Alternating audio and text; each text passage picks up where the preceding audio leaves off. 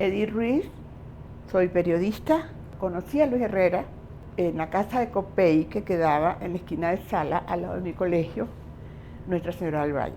Ahí conocí a diversas personas que después fueron mi guía y me involucraron en el tema político.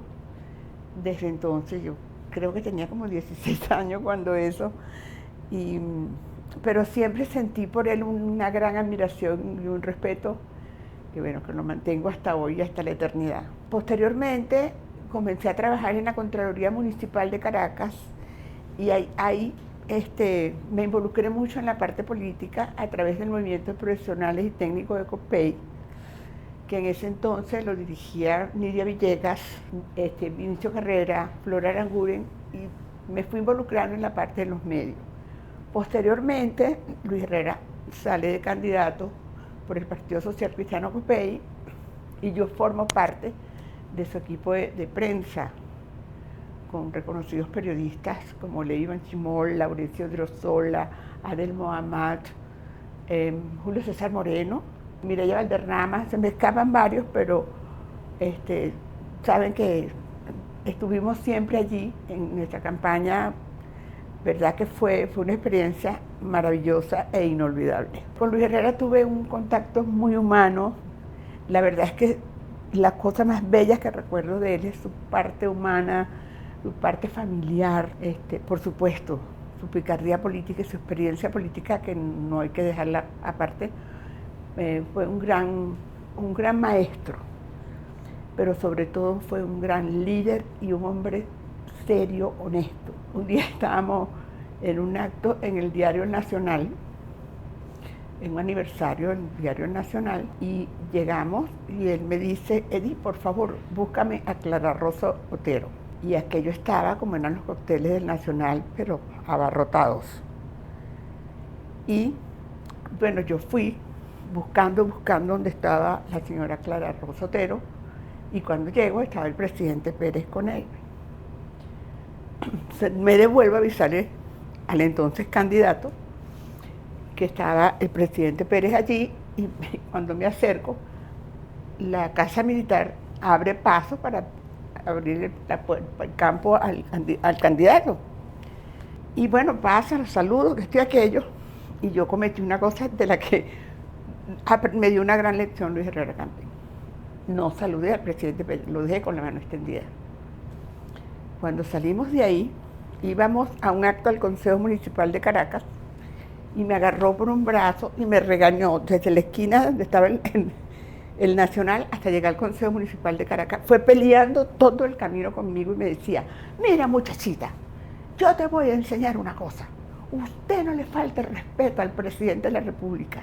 ¿Cómo es posible que usted no le haya dado la mano al presidente? Digo, que a mí no me gusta él, yo no soy adeca. Y entonces me dijo: mire, usted sabe que yo voy a ser el próximo presidente de este país, ¿verdad? Digo, sí, yo sé que usted va a ser el próximo presidente. ¿A usted le gustaría que alguien no me dejara con la mano extendida? No, pues eso no se hace. Y cuando usted ve al presidente Pérez, usted le pide disculpas. Y me tocó hacerlo, años después, en Unión Radio. Entonces, de esas cosas divinas de él, que eran lecciones de vida, pues. Y esa calidad humana y ese respeto. Otra anécdota, también tiempo después, ya en el gobierno, yo a veces me iba hacia la casona porque yo consentía mucho a María Beatriz, era la niña consentida de la casa. Y María Beatriz siempre estaba, tú sabes, niño al fin, se aburría, pues. Y estoy allá y hubo un cambio de gobierno. Él decide nombrar de su gabinete y decide nombrar a Ramón Guillermo de Ledo presidente del Canal 8, no sé si tú lo recuerdas. Y me da mucha risa porque él me dice un día: Edith, ¿tú no te quieres ir a trabajar conmigo para Miraflores? Y yo le digo: carajo, presidente, eso es una propuesta muy grande, ¿no? Me gustaría que estuvieras conmigo en el despacho. Y yo le dije: bueno, presidente, la verdad es que entre mis planes ya había salido Vinicio Carrera del Ministerio de Transporte y Comunicaciones. Yo le digo: la verdad es que dentro de mis planes no está eso. Yo quiero volver a ser periodista. Y me dice: o sea, tú cambias 12 kilómetros de libertad por 4 metros cuadrados de poder. Le dije, sí, presidente, sí lo cambio. Me dijo, pues muy bien, te felicito. Te vas para el Canal 8 a trabajar con Ramón Guillermo. Cosas bellas que vivimos que la verdad es que a mí me afirmaron mucho como ser humano, me enseñaron a valorar mucho y aprendí mucho en la parte política de que uno no tiene por qué tener enemigos en la política. Uno tiene que respetar a cada quien en su manera de ser y en su manera de pensar. Yo hoy en día no estoy ligada a ningún movimiento político, yo me retiré hace mucho tiempo, seguí siendo periodista, sigo siendo periodista y moriré como periodista y moriré con ese ejemplo que me dejó Luis Herrera Camping. Les comentaba que yo le monté a él toda su campaña en unos tomos de recortes de periódicos, pasé años haciéndolo. Y se los entregué ya cuando estaba terminando el gobierno, se los llevé al Palacio de Miraflores y me sorprendió cómo él reconocía la tipografía de cada periódico. Me decía, este es el Nacional, este es el Universal, esta es Última Noticia, este es el Diario de Acarigua. O sea, una cosa impresionante. Él como periodista al fin también tenía esa habilidad y esa inteligencia. ¿Qué inteligencia la de Luis Herrera? Fueron momentos muy gratos, incluso cuando ya se había retirado, que estaba en su casa, en su querida herreña, siempre me llamaba, mira, consígueme tal película que vi en el canal, y siempre me pedía algo, o noticias, lo que quisiera ver, y yo iba con mi cassette de la época a su casa a llevárselo. Y un día me preguntó, dime una cosa, ¿en qué me equivoqué yo? Digo, ¿en qué se equivocó? ¿Cómo? ¿En qué me equivoqué yo como presidente? Y yo le dije, bueno, yo creo que usted no se equivocó, se equivocaron sus amigos. Y me contestó, Edith, mis amigos con razón, sin ella, siempre serán mis amigos. Entonces, son cosas que solamente lo sabemos quienes conocimos a ese ser tan especial, tan humano, tan íntegro. La verdad es que yo celebro tanto que le estemos haciendo este homenaje con motivo de su centenario de su nacimiento, porque se lo merecía, y se lo merecía en vida. Pero yo sé que desde el cielo él lo está valorando. Bueno, estamos hablando de la prohibición de la publicidad de cigarrillos y licores en la televisión. Fue un decreto que Luis Herrera creó o decretó a raíz de evitar pues, el consumo de cigarrillos y licores en jóvenes. Fue una gran polémica, se estableció un gran debate en el país.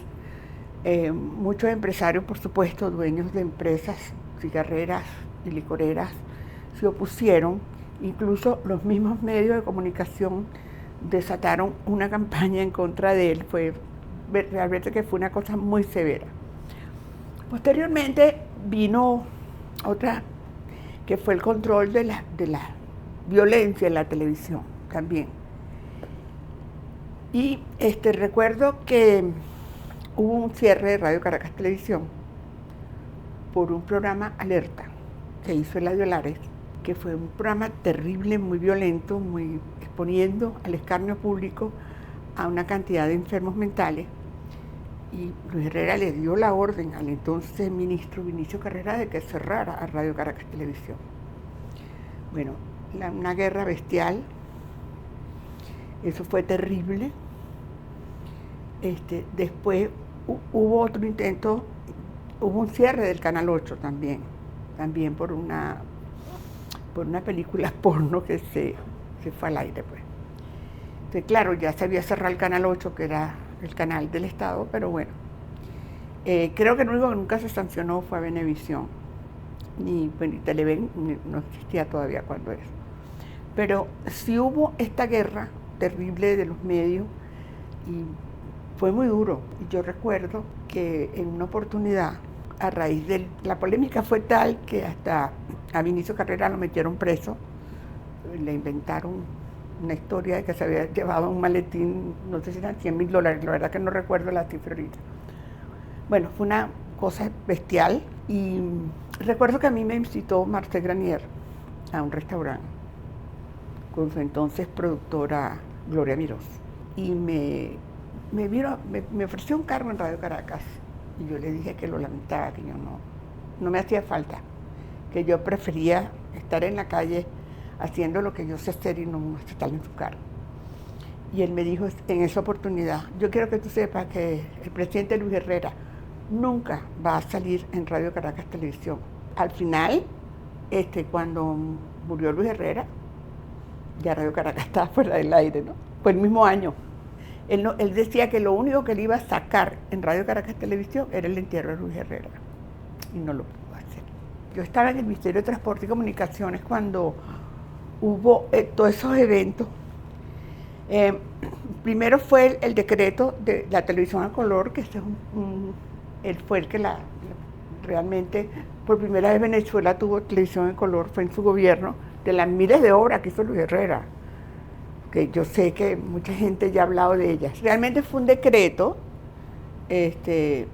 porque bueno, Venezuela tenía que modernizarse y ponerse a la par de la televisión internacional. La verdad es que fue muy bien recibida, te advierto.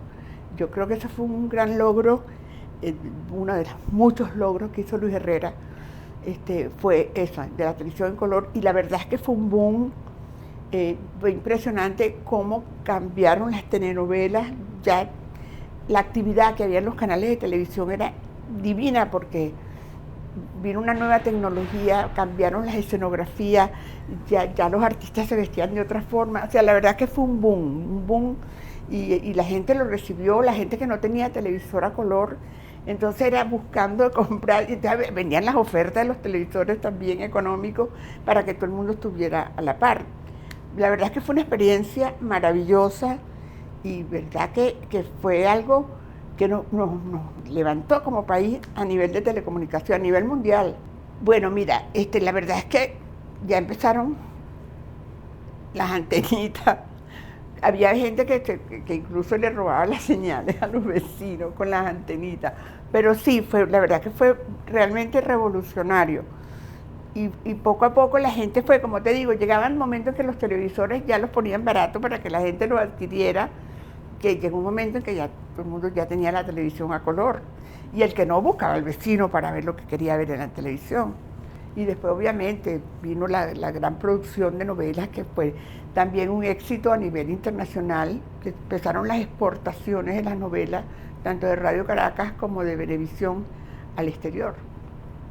Empezaron a venderse y nuestros artistas, por supuesto, empezaron a salir hacia afuera, pues.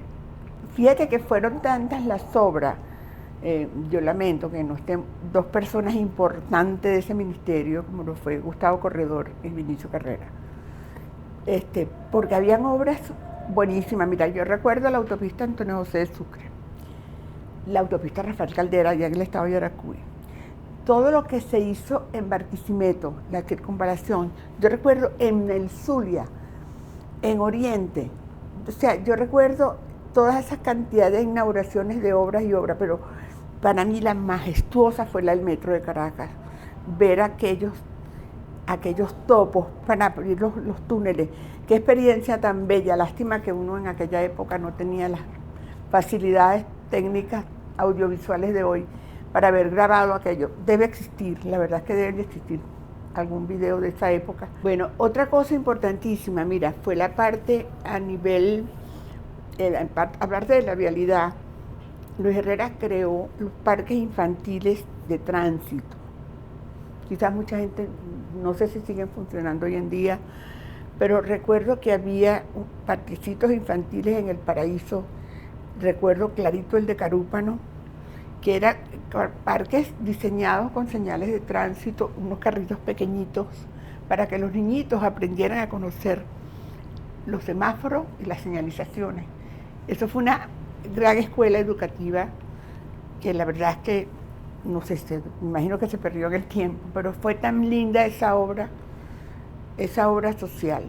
Y bueno, después la parte del aeropuerto de Maiquetía, los aeropuertos que también todos fueron remodelados, el aeropuerto de Carúpano, el aeropuerto de Barcelona, el aeropuerto del Zulia, el de Lara, el de Guárico, el de Arcarigua, todos esos aeropuertos también fueron llevados durante el gobierno de Luis Herrera. La verdad es que hizo obras extraordinarias, que nadie se las puede negar, pues.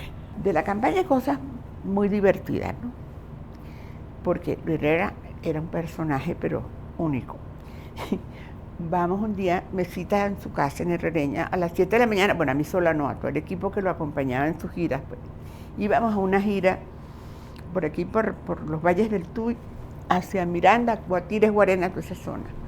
Y yo llego a su casa a las 7 de la mañana y me dice, Edith, ¿te desayunaste? Le digo, no, presidente, pues coma. No, presidente, no, candidato, en ese momento. No, yo no he comido. Bueno, come, porque tú no sabes cuándo vas a volver a comer. Bueno, el desayuno era, mira, tú te ríes porque tú te acuerdas de eso. Bueno, comimos de todo lo que había en la mesa. Nos vamos. Llegamos a un pueblito que se llama El Café. Y había una mesa gigantesca con un desayuno en la calle. Por supuesto, esta que está aquí no tenía hambre. Y llega, Edith, come porque tú no sabes cuándo vas a volver a comer. Bueno, seguimos la gira. Al mediodía llegamos a otro pueblito, ya, no, creo que era El Clavo, estas zonas de ahí de Miranda. Le tenían un hervido de gallina. Yo no sé cómo le cabía tanta comida, Dios mío.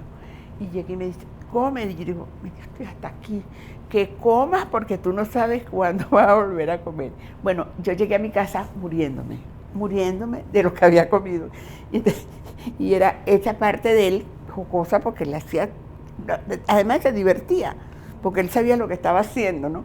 Pero la verdad es que hacíamos cosas maravillosas. La verdad es que aquí hubo un avance tecnológico bien rápido que permitió no solamente la parte de los satélites, pues.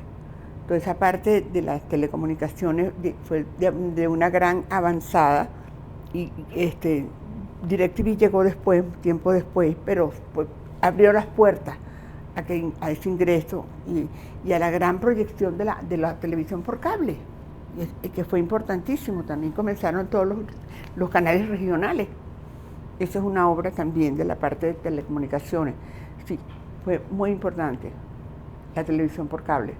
Es que son tantas cosas que uno tiene que recordar de que la verdad es que creo que el tiempo es poco para resaltar todo lo que él hizo. La verdad es que sí. Fueron a los niños cantores del Zulia y a Vale TV les dio esa concesión para que hubiese un canal educativo, que era la razón de ser tanto de Vale TV como de los niños cantores del Zulia, para que fuera dirigido especialmente a educar a los niños.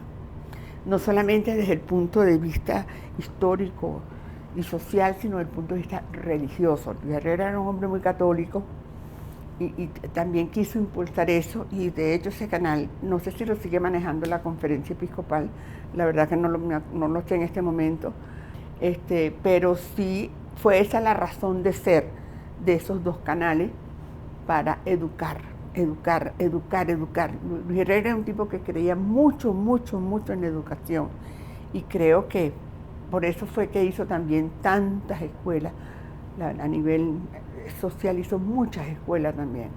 Es que son demasiadas las cosas que hay que recordar de él y valorar, sobre todo, que gracias a Dios existen hoy en día todavía. Fue un gran hombre, un gran padre, porque fue un hombre que lo dio todo sin esperar nada a cambio. Fue humilde, supo administrar el poder sin enfermarse de él. Regresó a su casa y murió como vivió siempre, humildemente. Un gran ser humano.